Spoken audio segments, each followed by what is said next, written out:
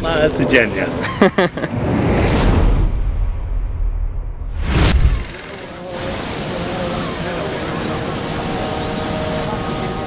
The floods in Pakistan have been devastating. A third of the country, the size of Britain, has been affected.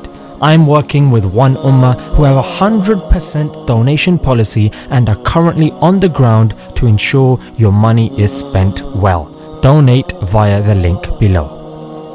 Assalamu alaikum guys, and welcome to another episode of Smile to Jannah. Now, Project Nimbus. This is something that you're probably thinking is something from the Starship Enterprise or something I've just made up from a cartoon. No, it actually exists, but it's a controversial project that's being put through the pipeline, and it's currently like certain things are coming out in the media and Google employees are speaking out. Why are they speaking out? Because it's a combination of Google and Amazon that are providing cloud storage services for Israel, which is going to be localized in their country. When normally other countries, what they do is they just store their, people's information just standard, in different parts of the world, whatnot. It's not a big deal. But for them, what they want to do is they want to keep it localized to their country. Now, what the critics are saying is this is an issue because this can somewhat protect them from boycotts, from sanctions, and you know where the boycotts and sanctions are going to come from with regards to how they're dealing with the Palestinians.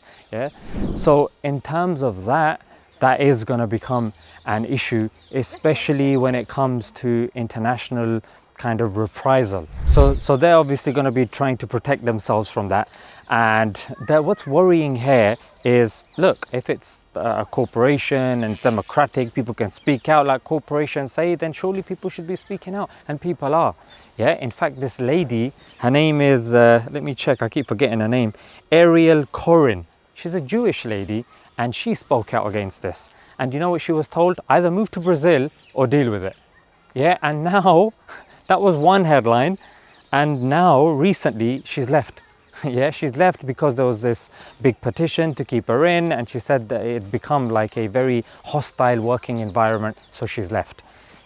So loads of people are now speaking out, but they're too afraid to speak out.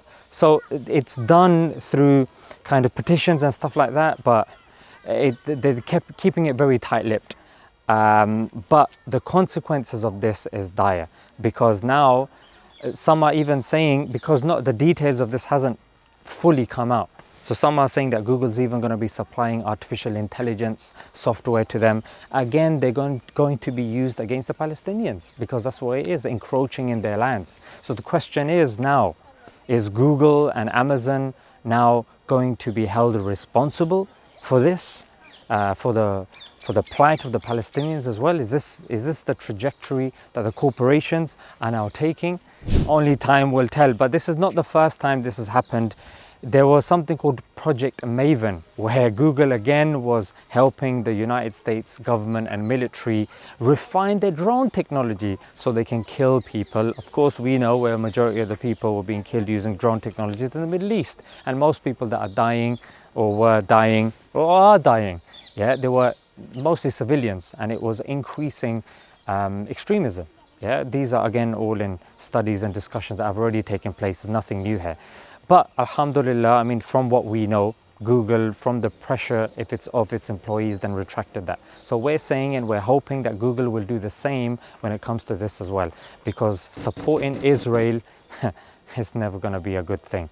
Especially now with the support that they have of the United States, and how belligerent they have become of international law and of the violence that they are inflicting amongst the Palestinians.